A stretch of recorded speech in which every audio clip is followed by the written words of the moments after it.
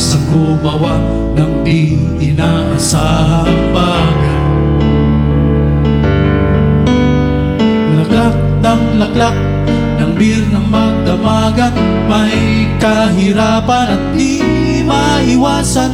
Mabuti pa kaya matulog ka na lang at baka sumakit ang tiyan. Araw ko ay nabusisi, ako ang nasisisi. Bakit ba sila ganyan?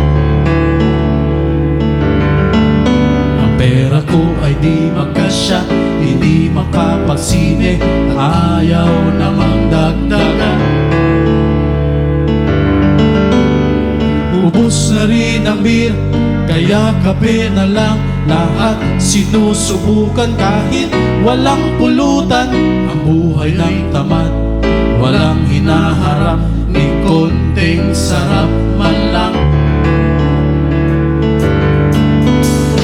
Radyo, TV at mga lumang comics, wala nang ibang mapaglibangan. At kung meron kang tatawagan, data na lang ang makakaltasan.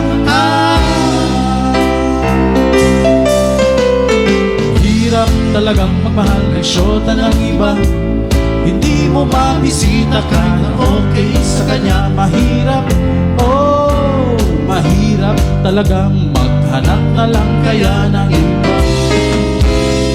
Ngunit ngayang nakita kanyang mga mata, nawawala ang aking pagka-dismaya. Sige lang, simulan, oh, bahala na kung magkabistuan ka.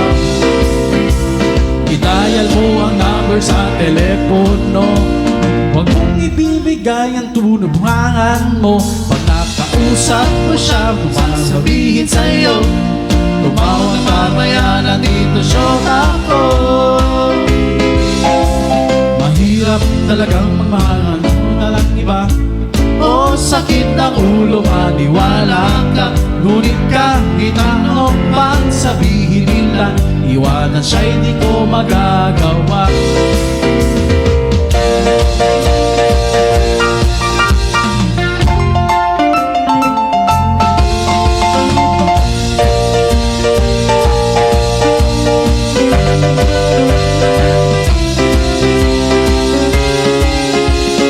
Hirap humanap na iba, o sakit ng ulo, maniwala ka. Ngunit kahit ano pang sabihin nila, iwanan siya hindi ko magagawa.